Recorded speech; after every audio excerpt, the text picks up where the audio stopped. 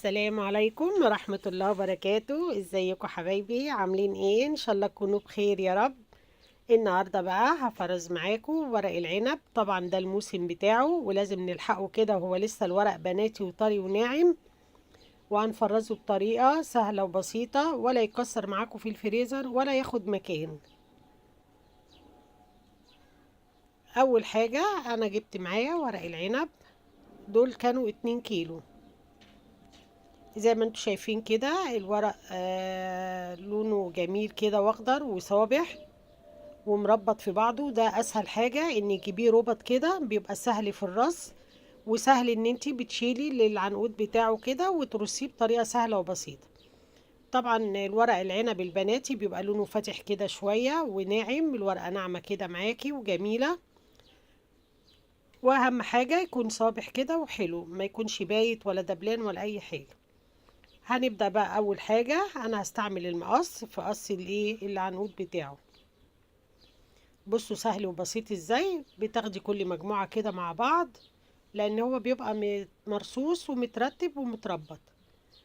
وهبدأ بقى أشيل العنقود بتاعه ده كده، أقصه بالمقص وأرصه.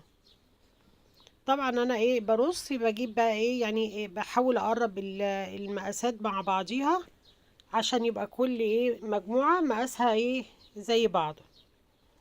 زي ما انتم شايفين انا عملت الكمية كلها ورصيتها.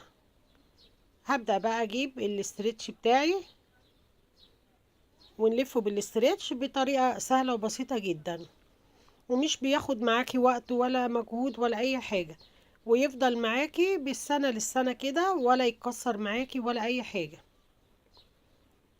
محتفظ طبعا بخضاره ومحتفظ بالورق كله، مفيش حاجة فيه تتكسر. اول حاجة انا بفرد بقى الاسترتش كده زي ما انتم شايفين، وباخد بقى مجموعة مجموعة كده من اللي انا رصاها. اهو بنفرد الورقة واغطيه بالاسترتش كله. بعد كده ابدأ بقى الف رول كده زي ما انتم شايفين، واقفل الجناب، لان طبعا الحروف بتاعت الورقة دي بتبقى ضعيفة فسهلة تتكسر معايا على طول. كده انا لما بلف الحروف ديت لجوه، طبعا الورق بيبقى محتفظ بحجمه وما بيكسرش ولا اي حاجة. وبلفه كده لفتين حلوين كده،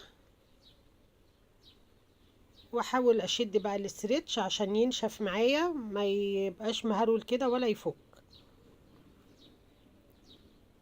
زي ما انتوا شايفين كده اهوت، انا شديتها كده جامد وبضغط عليها عشان لو في اي هواء او اي حاجة تطلع. وزي ما انتوا شايفين اتلف معايا بسهولة.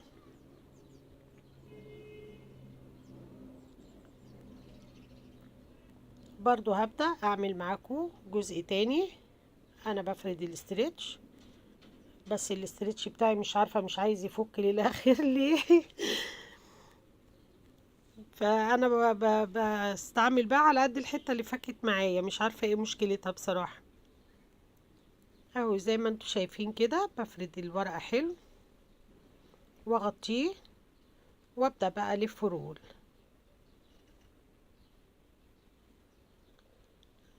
نلف الجناب كده ونشد جامد واحنا بنلف. طبعا الورق طري معانا وخفيف، فهيساعدني ان انا اروح شادة جامد واحاول الفه بحيث ان هو يتلف ويتبرم معايا جامد، ما ياخدش اي مساحة. واحاول اصغر اللفة على قد ما اقدر.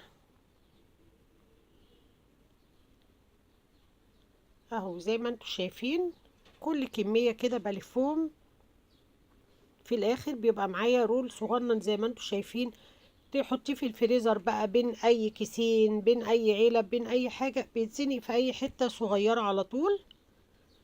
مش محتاج يعني ان هو تفضيله مكان او تخليله مكان. ولو عندك مكان بقى كان بيها يعني ممكن نرصه كله في علبة كده ونحط العلبة كلها في الفريزر زي ما انتوا شايفين. طبعا طريقة سهلة وبسيطة متاخدش وقت معانا، وفي نفس الوقت بتحتفظ بقى بالورق معانا، بيبقى اخضر كده وجميل، وبنطلعه بيبقى سهل. يا دوب تطلعيه كده اهوت، تحطي عليه شوية مية دافين، بيفك معاكي بسهولة وبيبقى مستوي في المية ديت، مش محتاجة لا تسلقي ولا تعملي. زي ما انتوا شايفين كده، اقل من اقل مكان هيتزنق فيه على طول، مش هياخد مساحة. بغطي طبعا الورق كده الاول والف من الجناب، وابدأ بقى الف جامد كده واضغط عليه وانا بلفه عشان اخرج منه الهواء. وزي ما انتوا شايفين كده الكمية كلها خلصت معايا في وقت قليل جدا. هنا بقى انت حابة تحطيه كده عادي، تزنقيه في اي حتت لو ما عنديش مكان. انا هنا جبت علبة وهبدأ بقى اجمع الكمية كلها في العلبة واقفلها كويس وهشيلها في الفريزر. وقت ما عاوز بفتح واخد اللي انا عايزاه والكمية اللي انا عايزاه. ودي اسهل وابسط طريقة تقدري تخزني بيها ورق العنب وما يجرالوش اي حاجة، ولا تخافي ان هو يتكسر معاكي.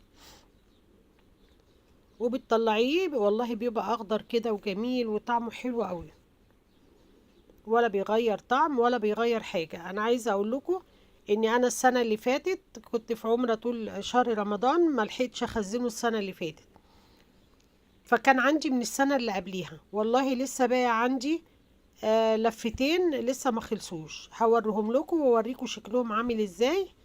ده بتاع السنة اللي قبل اللي فاتت، بص شكله عامل ازاي، ولونه برضو لسه اخضر، ولما بطلعه بيبقى طعمه حلو جدا وجميل جدا. دول اخر اتنين انا قلت هطلعهم استعملهم عشان بقى احط الجديد. وزي ما انتوا شايفين اللفة بتاعته جامدة وزي ما هو ولا اي حاجة. حتى انا كنت لفة كمان بالعروق بتاعته ما شيلتهاش. ولو بقى طريقتي بقى عجبتكم، يا ريت تعملوها وتقولوا لي ايه رأيكم فيها وسهلت معاكم ولا لأ. ولايك وشير، واللي ما اشتركش في قناتي يشترك، ويسعدني طبعا اشتراكه في قناتي.